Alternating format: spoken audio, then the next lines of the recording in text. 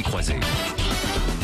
Bonsoir, bienvenue dans Paris l'Avenir, tous les soirs à 21h sur BFM Business. Des projets, des entreprises innovantes et ce qui fera notre quotidien demain. Le concept d'innovation ouverte, Open Innovation, s'invite dans les entreprises françaises de plus en plus. L'idée de ne plus cantonner l'innovation au centre de R&D, mais de puiser l'inspiration, les technologies à l'extérieur, intéresserait une entreprise sur deux. C'est ce que laisse penser en tout cas la deuxième édition de l'Observatoire du management de l'innovation. On en parle ce soir de l'Open Innovation en compagnie notamment de Jean-Jacques Thomas. Bonsoir. Bonsoir. Vous êtes directeur innovation et recherche SNCF, également un autre grand groupe EDF, et Bernard Salat, bonsoir. Bonsoir Nathalie. Directeur R&D EDF, et également alors des startups évidemment qui travaillent avec vous, et notamment Édouard Dubois, bonsoir. Bonsoir. Vous êtes directeur général de Green Cove. Pierre Duchesne, bonsoir. Bonsoir. Fondateur président d'Avob, et à vos côtés Olivier Duverdier, bonsoir. Bonsoir Nathalie. Co-fondateur d'Ecosys Group. Je vais commencer par vous justement, Ecosys Group. Olivier Duverdier, vous avez déjà eu la chance de venir dans Paris l'Avenir, mais vous êtes nombreux ce soir pour parler d'Open Innovation. On voit bien évidemment que ça bouge dans ce secteur en France. Donc Ecosys Group, accélérateur de croissance pour les entreprises éco-innovantes, créé il y a environ 2 ans. Justement, l'idée c'est de développer un écosystème de partenaires à forte valeur ajoutée. Donc on est typiquement dans cette thématique-là ce soir avec l'Open Innovation. Pour ceux qui arriveraient, qui ne sauraient pas, l'Open Innovation, l'innovation d'ouverture, on comprend un peu, mais l'idée c'est un concept, c'est aller chercher aussi chez un tiers ce qu'il n'y a pas chez soi, on va dire. Oui, tout à fait. Merci Nathalie de nous inviter ce soir pour essayer d'éclairer nos auditeurs et nos téléspectateurs. L'Open Innovation, c'est aller s'enrichir en amont et en aval du processus de recherche et développement traditionnellement opéré, soit par des laboratoires publics, soit évidemment par des très grandes entreprises ou des plus petites d'ailleurs, parce que la recherche et le développement et l'Open Innovation ne sont pas réservés aux grands groupes. Et c'est surtout cette capacité à s'ouvrir, à aller chercher les idées, à les insérer dans le processus de recherche et développement, mais également à sortir vers l'extérieur, vers l'écosystème. L'écosystème, c'est une notion assez vague. Simplement, on ne peut plus travailler tout seul dans le processus d'innovation, dans les cycles qui changent aujourd'hui, qui s'accélèrent, dans les technologies qui évoluent et qui fleurissent. Donc il faut travailler, je dirais, en meute, organisé, pour être beaucoup plus efficace et faire face aux défis. Faire face aux défis. Alors vous organisez aussi, il faut le dire, le Clean Tech Open Concours en France, qui est destiné justement aux meilleures entreprises éco-innovantes françaises. Et il y en a une à vos côtés, Avob. On vous fera parler tout à l'heure, Pierre Duchesne. Alors je me tourne évidemment du côté des 2 grandes entreprises qui sont sur ce plateau. Jean-Jacques Thomas, la SNCF, directeur innovation et recherche. Qu'est-ce que ça représente chez vous, l'Open Innovation? Ça date pas d'hier. Non, ça date pas d'hier. L'innovation, c'est évidemment quelque chose qu'on a pu à un moment donné croire comme réservé à quelques ingénieurs, mais ça fait longtemps que c'est ouvert. C'est ouvert d'abord à tout le monde dans l'entreprise et c'est ouvert à des partenariats. Alors c'est ouvert à tout le monde dans l'entreprise parce qu'en fait l'innovation, c'est pas réservé à quelques-uns qui savent innover, mais c'est aussi quelque chose qui doit être ancré sur une ambition stratégique. Et Olivier parlait de défis. On a un certain nombre de défis très importants sur le volume de personnes, de voyageurs à transporter au quotidien. Aujourd'hui, c'est 10 millions de voyageurs par jour sur les transports du quotidien. L'énergie, on est le 3e consommateur d'énergie en France. Et puis l'offre de services de mobilité sur l'ensemble de la chaîne de transport, du porte-à-porte. Donc voilà, tous ces sujets sont des sujets à fort enjeu d'innovation.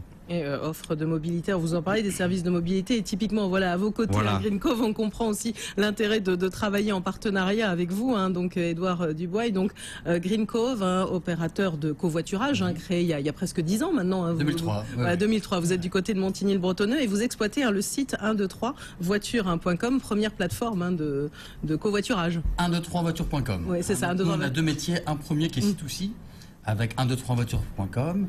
Par contre, notre métier de base, c'est un métier B2B où on offre aux grandes entreprises et aux collectivités des sites de covoiturage en marque blanche. Donc c'est vraiment là que nous intervenons, et beaucoup plus dans la courte distance. Dans le covoiturage, il y a 2 types de covoiturage, la longue distance et la courte distance, et les enjeux ne sont pas les mêmes. Et alors comment vous vous êtes mis à travailler? Parce qu'on le comprend bien, pour vous le covoiturage, malgré tout, quand on est à la SNCF, il faut arriver, c'est le dernier kilomètre, la problématique toujours du dernier kilomètre. C'est la problématique du dernier kilomètre, effectivement. Et en fait, Green Cove est un exemple qui illustre la palette des natures de partenariat qu'on peut avoir. On est initialement rentré au capital pour soutenir une idée à laquelle on croyait, qui était que le covoiturage peut servir sur des trajets de petite distance. C'est pas seulement l'extension de l'autostop d'il y a quelques années. Et ensuite, il y a une offre effectivement en marque blanche. On peut retrouver sur le site Transilien un système de covoiturage. Mais entre cette dimension déjà applicative et puis l'introduction d'euros au capital, il y a eu aussi et il y a toujours en cours des travaux de recherche et d'innovation sur des fonctionnalités nouvelles. Et on travaille avec Green Cove sur l'utilisation du temps réel sur mobile pour pouvoir, j'arrive en gare, est-ce qu'il y aurait quelqu'un qui peut m'emmener pour faire le dernier kilomètre? Et donc il faut utiliser toutes les nouvelles technologies pour pouvoir offrir ce genre de service. Et on le fait avec Green Cove et c'est en cours d'expérimentation et j'espère qu'on réussira à aller jusqu'au déploiement ensuite. Et vous avez continué à faire évoluer aussi votre métier. On va en parler en plus en détail évidemment au fur et à mesure de l'émission, mais il faut aussi se tourner du côté d'EDF. Donc Bernard Salat, directeur R&D. Pour vous, l'Open Innovation, ça représente quoi chez EDF? Écoutez, pour nous, c'est un enjeu bien évidemment majeur. Vous savez que le monde de l'énergie est en pleine évolution, en pleine mutation. Donc il faut qu'on se prépare, il faut qu'on innove. Et à ce titre-là, l'Open Innovation, c'est pour nous un sourcing, une façon de capter des idées, de se donner un coup d'avance, de préparer l'avenir sur le futur énergétique. Alors donc vous travaillez avec des startups aussi, vous commencez à réfléchir à cette énergie du futur. Voilà, donc nos grands enjeux, ils sont relativement simples. C'est le changement climatique, la problématique du CO2, c'est la problématique également de la consommation énergétique, de l'efficacité énergétique, les ressources également de plus en plus sollicitées par les pays en voie de développement, les coûts économiques, nous sommes en crise, il faut que l'énergie soit accessible à tous. Donc comment finalement réussir l'ensemble de ces enjeux? Bon, c'est un défi fantastique, on a beaucoup de bonnes idées à EDF, mais si on peut avoir de bonnes idées aussi du monde des startups, on est très preneurs. Et voilà, typiquement la startup qui est à côté de vous, évidemment, à Vob, Pierre Duchesne. Vous avez été, ça a été créé en 2009, c'est ça. Donc on résume en disant leader du power management. C'est un peu comme ça qu'on le présente. Et vous, alors évidemment, le but c'est d'aider à réduire autant que possible la consommation énergétique du parc informatique des entreprises, mais pas seulement. Vous tournez aussi vers les particuliers. Oui, tout à fait. Alors au départ, on est créé en 2009. Je suis la génération de geeks. Vous voyez, vous avez tous un enfant à la maison qui reste devant son ordinateur. J'en faisais partie. Et un jour, je me suis dit qu'il fallait réduire la consommation électrique de cet ordinateur. Alors on a travaillé au départ avec des acteurs américains en Silicon Valley, des gens comme Microsoft, Intel. Et puis un jour, on s'est dit qu'on pouvait faire la même chose au niveau du bâtiment. Et en s'apercevant tout simplement qu'à la Défense, vous passez le soir à 23h. Et qu'est-ce qui se passe? Les tours restent allumées, même sur des bâtiments qui viennent d'être construits avec des certifications HQE. Et donc on s'est tourné vers EDF, on a été présenté notre projet et on a eu la chance d'avoir une écoute et surtout une épaule depuis bientôt 1 an et demi pour réussir à co-développer des solutions. Réduire autant que possible, finalement réduire aussi la facture EDF, on va dire. Finalement, vous y trouvez, c'est intéressant comme partenariat aussi. Si vous voulez, l'efficacité énergétique pour nous, c'est un enjeu majeur. C'est quelque chose que nous devons apporter à nos clients. Et donc avec Pierre, en fait, on a trouvé un jeune entrepreneur qui nous a d'abord apporté des idées sur son parc informatique, donc comment faire des économies sur le parc informatique. Bon, c'est quelque chose de tout à fait nouveau, ça nous a intéressés. Et puis, progressivement, la connaissance venant, on a commencé à travailler de façon plus proche sur le bâtiment, sur des enjeux plus importants. Pour vous en parler un peu plus en détail, Saclay, voilà, je pense qu'on est parti pour faire des choses très intéressantes ensemble. Et alors, on va mieux comprendre, évidemment, après une première pause dans Paris d'avenir sur BFM Business, comment ça fonctionne l'Open Innovation. Ce soir, à 22h sur BFM Business, New York-Paris, le grand show de l'écho, du dollar à l'euro. Ce sont plus de 40% des entreprises françaises qui pratiqueraient l'open innovation, l'innovation ouverte, si on veut traduire en français. 65% déclarent avoir des relations un peu particulières avec leurs fournisseurs, 50% avec leurs clients, d'autres avec évidemment des établissements d'enseignement supérieur ou encore avec la recherche du secteur public. L'open innovation, puiser les meilleures idées à l'extérieur, c'est le thème ce soir de Paris d'avenir, avec 5 invités exceptionnellement. Jean-Jacques Thomas, directeur innovation et recherche SNCF, Bernard Salat, directeur R&D EDF, des startups, Édouard Dubois, directeur général général de Green Cove, Pierre Duchesne, fondateur, président d'Avob, et Olivier Duverdier, cofondateur d'Ecosys Group. On voudrait comprendre un peu concrètement comment ça marche. Alors, ça veut dire, je me tourne à la fois vers la SNCF, EDF, pour résumer, ça veut dire qu'on a vraiment besoin de l'extérieur, qu'on ne peut pas faire autrement maintenant? Ah oui, Jacques Thomas. Oui. Ça serait vraiment prétentieux de penser qu'on pourrait innover tout seul sur des champs qui sont en redéfinition de périmètre constant. Déjà sur notre propre cœur de métier traditionnel, ça serait prétentieux, encore une fois, de prétendre pouvoir innover. Et en plus, nos métiers, nos périmètres évoluent beaucoup. Je citais tout à l'heure l'énergie. Comment innover sans partenariat avec des gens qui savent parler d'énergie? Covoiturage avec Green Cove, on est d'abord, notre identité est ferroviaire. Innover dans le covoiturage tout seul, ça serait, enfin, on y arriverait peut-être, certainement, mais avec un partenaire, on trouve un autre dynamisme, des idées plus originales. C'est vraiment un levier très important. Un autre dynamisme, ça veut dire qu'on a quand même un peu du mal à bouger en interne la R&D, Bernard Salat? Complémentarité. Le mot-clé, c'est complémentarité. À EDF, on a des moyens très importants en termes de recherche. On a 2000 personnes, on a un budget de plusieurs centaines de millions d'euros. On est installé en France, à l'étranger. Mais comme mon collègue de la SNCF, on ne prétend pas, nous non plus, tout savoir. Et dans le contexte d'énergie qui évolue extraordinairement rapidement, aller voir ce tissu de petites sociétés de clean tech, comme on dit, qui travaillent sur le milieu de l'énergie, pour nous c'est absolument crucial. Parce que les idées, elles vont du champ du renouvelable, en passant par l'efficacité énergétique, en passant par ce qui s'appelle l'agrégation de l'énergie. Bon, le champ est extraordinairement vaste et il nous faut des idées, il nous faut des entrepreneurs, il nous faut des gens qui ont envie. Donc ça veut dire que vous faites un travail de veille, c'est ça? Il y a une dizaine de personnes au sein d'EDF qui regardent, qui observent un peu, qui suivent ces entreprises, qui les testent aussi? On a pris 2 étapes. Notre première étape, ça a été de créer un réseau de veilleurs, comme vous dites, effectivement, avec des gens qu'on a mis en France, qu'on a mis aux États-Unis, qu'on a mis en Asie, et qui nous ont collecté une série de petites entreprises. Et puis, voyant que ça marchait, finalement, ça marchait. Donc, on a passé la première vitesse, ou la deuxième vitesse même, en créant donc un fonds dit Venture Capital, qui s'appelle Electranova Capital, pour avoir accès de façon, entre guillemets, industrielle, finalement, à un tissu de start-up important. Donc on s'est donné les moyens, côté EDF, de mettre ensemble notre R&D corporate, d'une certaine façon, ce monde des start-up, et puis au-delà de nous, mon collègue de la SNCF le disait, tout l'ensemble de l'entreprise. Il faut bouger, innover sur l'ensemble de l'entreprise. Un fonds aussi, c'est oui, alors, aussi à la SNCF avec tout à fait. une mobilité partenaire. Voilà, oui, on a un fonds d'investissement, on a un système de veille, alors pas avec une présence géographique d'équipe, mais par contre des liens étroits avec un certain nombre de lieux où ça bouge, quoi.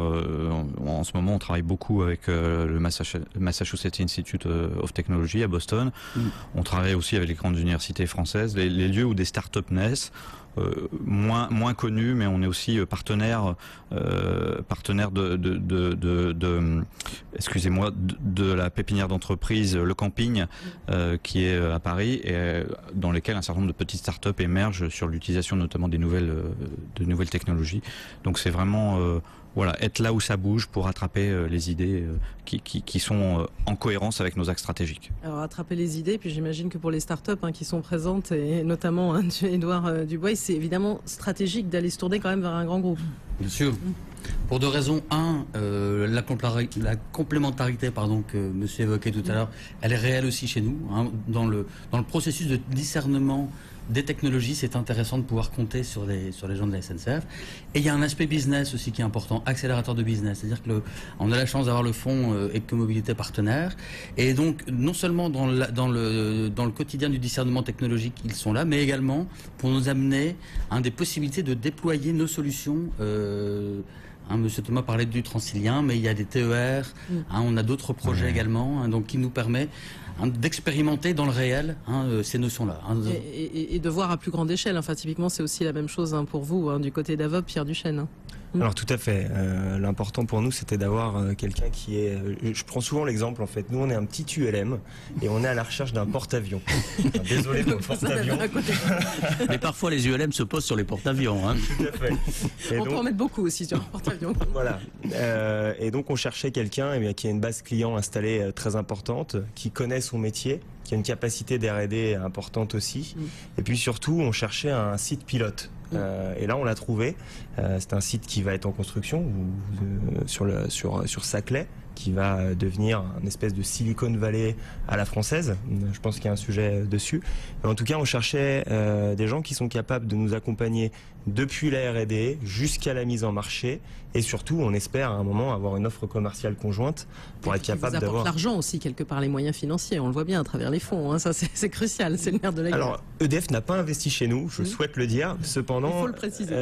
Ils ont cofinancé des solutions avec nous, ce qui nous a permis évidemment de cette fois-ci ne pas être dilué vis-à-vis d'un fonds d'investissement. Et on sait que c'est important aussi d'avoir son indépendance en tant qu'entrepreneur. Ça, c'est très important pour une entreprise en général. En France, on le dit souvent. Olivier Duverdier, vous qui avez un regard extérieur, alors on sent que ça bouge. Est-ce que c'est une démarche qui est de plus en plus naturelle dans les entreprises françaises? Est-ce qu'il faut les bouger quand même un petit peu?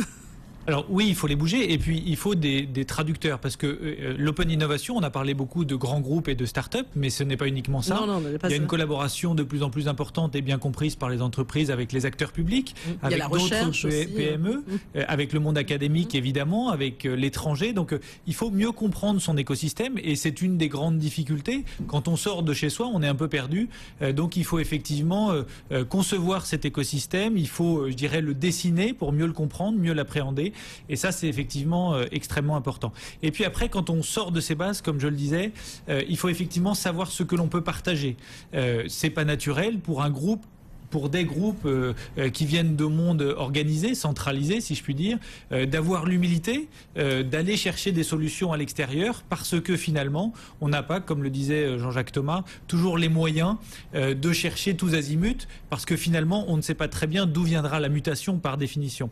Il y a des enjeux forts à relever, ça c'est indéniable. Ceci étant dit, les grands groupes connaissent très bien le monde académique. Jean-Jacques le disait tout à l'heure, ce sont des mondes naturels ou les grands laboratoires de recherche.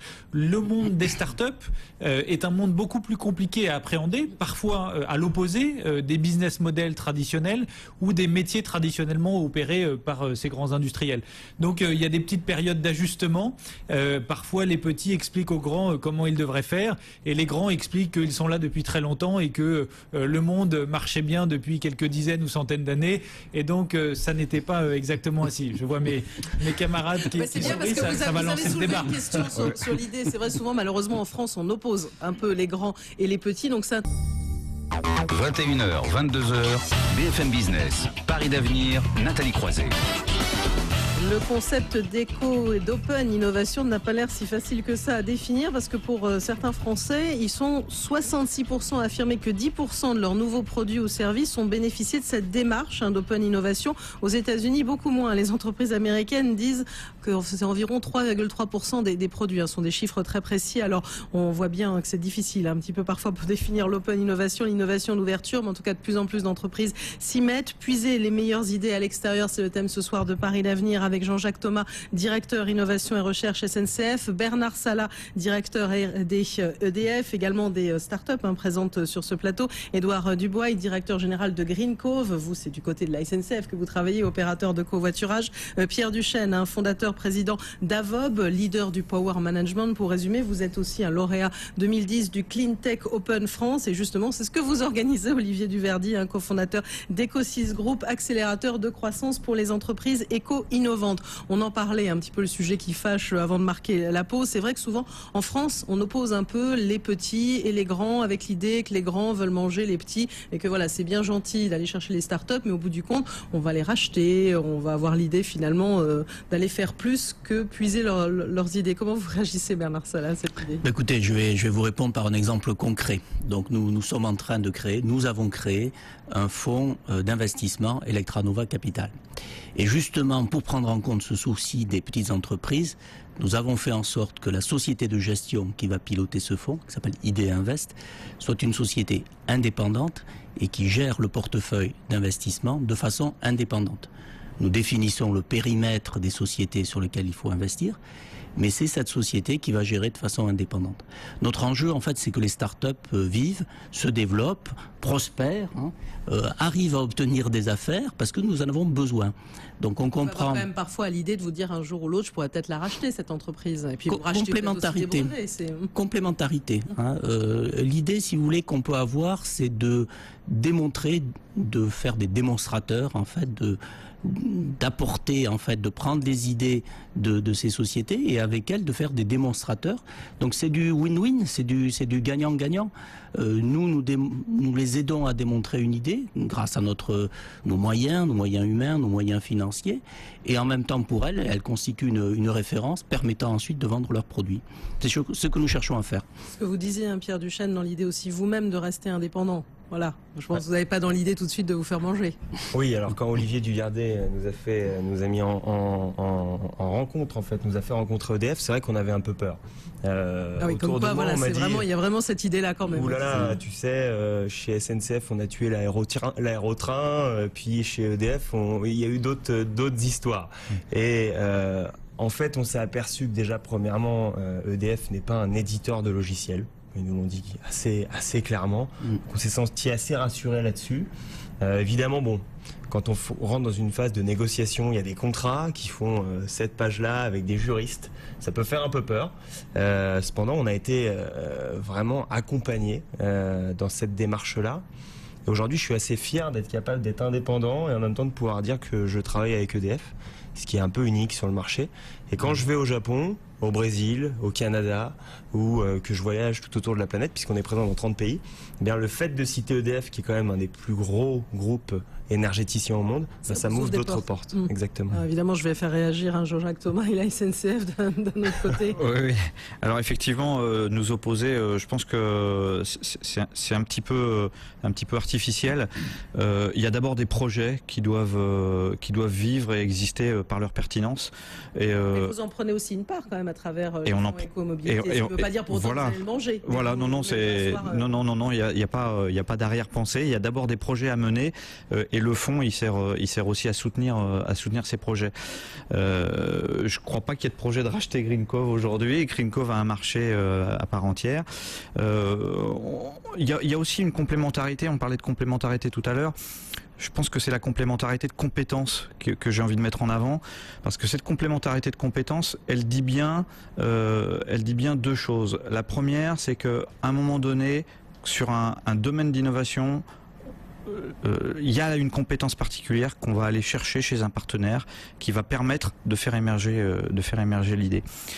Et cette complémentarité, elle peut être sur un domaine où on n'a pas de projet industriel long terme. Donc racheter une start-up avec laquelle on est en partenariat sous prétexte que ça marche bien, c'est un peu court comme argument. Il faut quand même avoir une stratégie industrielle pour que ça corresponde à une politique. Ça veut dire aussi qu'à un moment, vous pouvez ne plus travailler avec cette start-up, garder cette liberté, ce qui est aussi logique pour une entreprise. Bien sûr, il n'y a pas d'engagement toujours long terme, mais c'est le projet qui le dit, c'est la pertinence. Et la deuxième chose que j'ai envie de mettre en avant dans cette complémentarité, ça tourne toujours autour du sujet des compétences, mais on parle de R&D et le I de innovation, il est toujours un petit peu mal défini là-dedans. Et la nature même, il est masqué là-dedans. Et en fait, la recherche, on saurait à peu près dire que c'est la représentation, la modélisation des choses existantes. Le développement, c'est la mise en œuvre de choses qu'on sait déjà faire. L'innovation, c'est justement l'agrégation de compétences variées qui viennent de différents horizons. Donc l'enjeu de l'open innovation, c'est justement d'aller chercher des compétences qui sont ailleurs. Et l'ambition derrière n'est pas forcément de faire un coût seulement économique, c'est de faire aboutir un projet.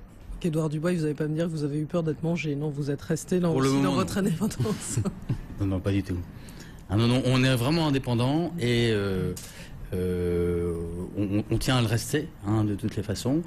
Les enjeux pour nous, c'est ce que j'évoquais, sont beaucoup plus des enjeux.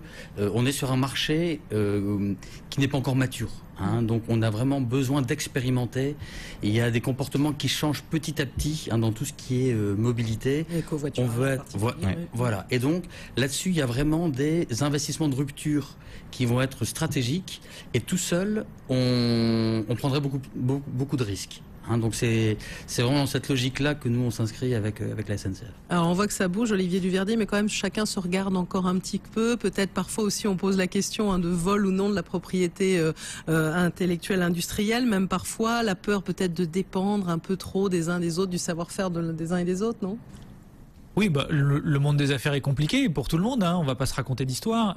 Après, effectivement, les groupes industriels commencent à s'organiser très clairement avec des processus pour collaborer compte tenu de la nature commerciale, technologique, financière de la collaboration qui est envisagée. Donc ça, c'est très positif.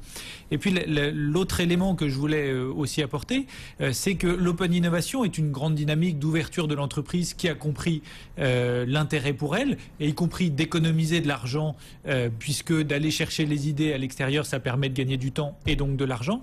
Mais aussi, ça correspond à une envie des collaborateurs de grands groupes industriels, l'envie d'entrepreneuriat dont on entend encore plus parler. Donc c'est aussi un mode de management positif qui permet de créer une dynamique entre les collaborateurs et l'extérieur. Et ça, c'est un formidable outil de motivation, et que finalement, nous en rencontrons avec Ecosys beaucoup de sujets différents, et finalement on voit des équipes projets entre le grand groupe et la start-up, et on ne sait plus très bien qui défend quels intérêts. Il y a vraiment une équipe qui a envie de porter une solution, et y compris d'aller se battre devant les comités d'investissement, devant les comités des risques, devant les comités de certification dans les grands groupes, et ça c'est des expériences extraordinaires à vivre. Je voudrais juste avoir un mot, hein, de l'un et de l'autre, juste sur l'aspect financier, justement d'y gagner aussi de l'argent, typiquement Jean-Jacques Thomas.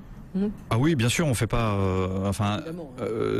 L'enjeu est quand même d'être rentable dans ces projets. Quand on fait du covoiturage, la difficulté justement, ça rejoint ce côté rupture sur lequel on travaille dans la durée.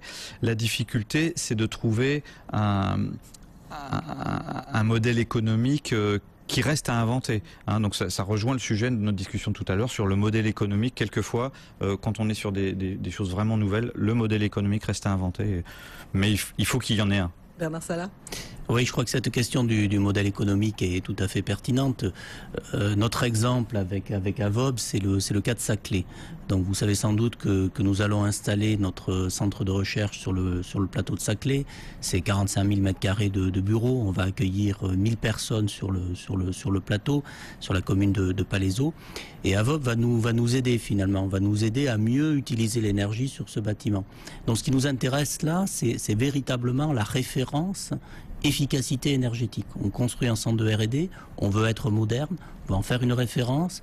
Avob, jeune entreprise, va nous aider. Je voudrais insister aussi sur ce que disait Olivier, sur l'aspect management.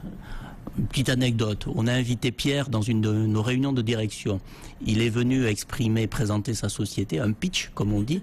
Bon, c'était génial. Il a motivé tout le monde, bon, ça a apporté beaucoup.